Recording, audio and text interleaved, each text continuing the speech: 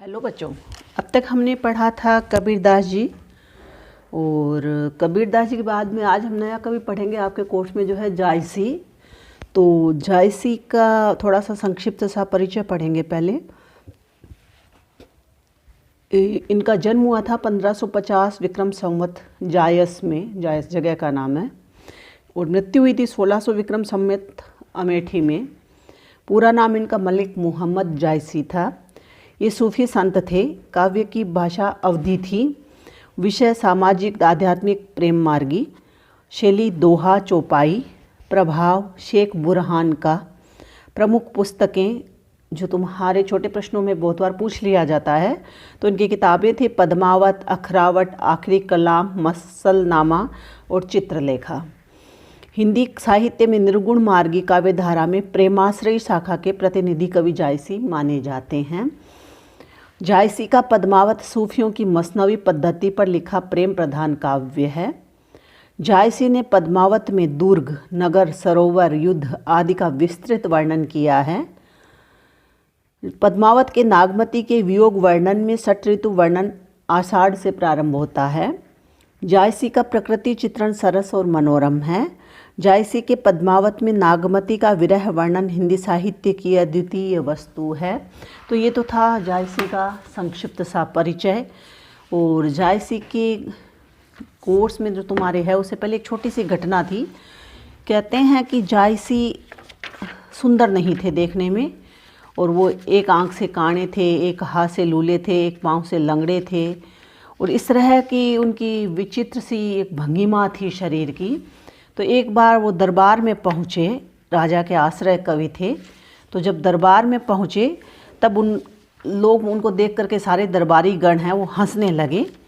और जायसी ने ज़्यादा कुछ ना बोला। उन्होंने कहा कि अभी तो मैंने अपना बोलना शुरू ही नहीं किया है और आप लोग इतना हंस रहे हो, तो ये मुझ पर नहीं, उस ईश्वर पर हंस रहे हो, क्योंकि ये तो उसकी बनाई हुई नेमत है, उसकी बनाई हुई ढांचा है। जब मैं कुछ बोलूं, कुछ पढ़ूं, कुछ कहूं, तब हंसो, तब मानूंगा कि वो आप लोग मुझ पर हंस रहे हो। तो जायसी इस तरह के व्यक्ति थे। और अब तुम्हारे कोर्स में है जो पद हैं इनके, तो पहला ही पद्मावत का आता है तुम्हारे कोर्स में मानसरोदक खंड।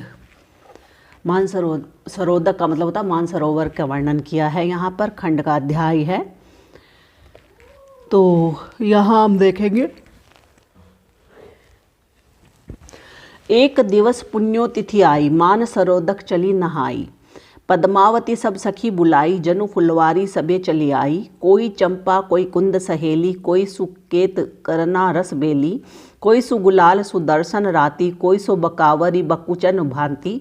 कोई सुमोलसरी पहुपावती, कोई जाही जूही सेवती। कोई सोन जरद कोई केसर, कोई सिंगार हार नागेसर। कोई कुंजा सदबर्ग चमेली, कोई कदम सुरस रस बेली।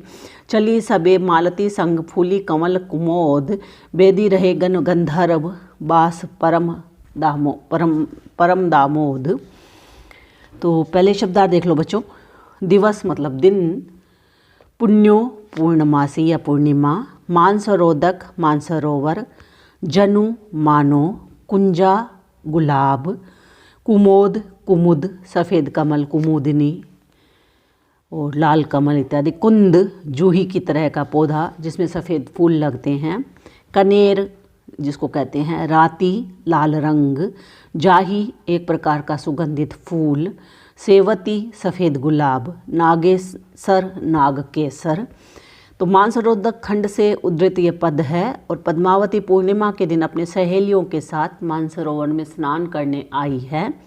वे सहेलियां रंग बिरंगे वस्त्राभूषणों के कारण तरह तरह के फूलों वाली, बेलों, पौधों जैसी लग रही हैं। प्रस्तुत वर्णन उनके बारे में ही है। और एक इसमें कमी रही जायसी की यही कि ये उन्होंने एक तरह से ये सारी जितनी भी बातें कही, उन्होंने जो भी उदाहरण देते हैं एक के बाद एक के बाद एक के बाद एक, तो वो उनकी परिगणन शैली कहलाती है। यानी गणना करने मात्र की ही बस उनकी रुचि थी, तो परिगणन शैली कहलाती है। अब हम चलते हैं इसमें कि एक दिवस पुण्योतिथि आई। कवि कहता है कि एक दिन पूर्णिमा की तिथि आई या थी। मानसरोदक चली नहाई। पद्मावती ने अपनी सब सखियाँ बुलाई और वे सब मानसरोवर में नहाने गई। पद्मावती सब सखी बुलाई, जनु फुलवारी सब चले आई। और वह आई तो ऐसे लगी मानो कोई फुलवारी ही आ गई हो। कोई चंपा, फुलवारी में कैसी है, कोई चंपा कोई कुंद सहेली, कोई उनमें से कोई तो चंपा के समान थी, कोई कुंद, कोई सुकेत, करना रस बेली, करना और गुलाल, कोई सुमोल श्री पुपावती, कोई सुगुलाल सुदर्शन राती, कोई सु बकावरी बकूचन भांति, कोई सुदर्शन बकावरी मोल श्री पुहपावती, जाही जूही, कोई सुमोल श्री पुहपावती, कोई जाही जूही सेवती, जाही जूही सेवती, कोई सोन जरद कोई कैसर, कोई सोन जरद कैसर हार सिंगार, कोई हार सिंगार हार नागेसर नाग केसर, कोई कुंजा सदबर्ग चमेली, कोई कुंजा यानी कोई कुंजा से युक्त थी। वे सब जब चली तो ऐसा प्रतीत हो रहा था।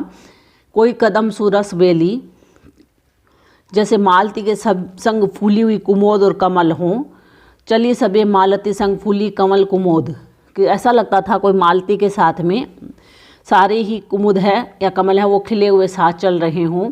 बेदी रहे नगद गंधर्व बास परम दामोद, उनके शरीर की सुगंध गंधर्वों को भी प्रभावित करती थी।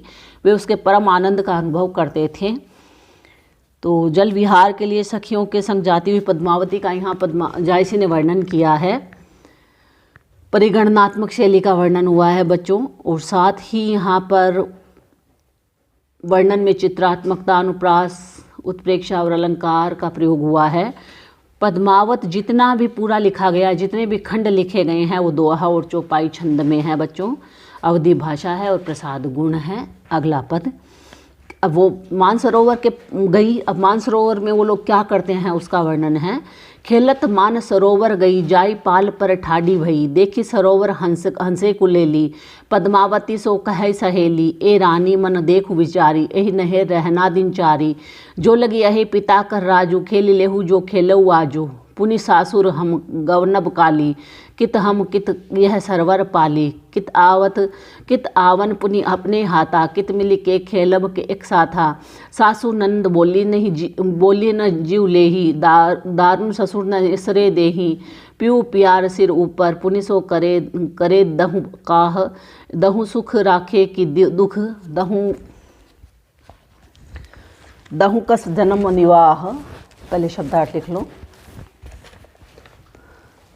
पाल किनारा, एही इस, नेहर पीहर, सासुर ससुराल, गवनब चली जाएंगी, कित कहाँ, सरवर तालाब, दारुण कठोर, निसरे देही निकलने देना या निकलने देगा, पियार प्यार, दहू न जाने, की अथवा या फिर, कस कैसा या किस प्रकार। तो पद्मावती मानसरोवर खंड का ही वर्णन है ये। और पद्मावती अपनी सखियों सहित मानसरोवर में स्नान करने गई। वहाँ सहेलियाँ पीहर और ससुराल के जीवन के बारे में बातें करने लगी। इसी संदर्भ को यहाँ पर उन्होंने कहा है। तो खेलत मानसरोवर गई, कवि वर्णन करता है कि वे सखियाँ क्रीड़ा करती हुई मानसरोवर के पास पहुँची। पाल पर ठाडी बही, वहाँ वे सरोवर की पाल पर खड़ी हो गई। देखी सरोवर हंसे को ले ली, मानसरोवर को देखकर हंसकर क्रीड़ा करने लगी।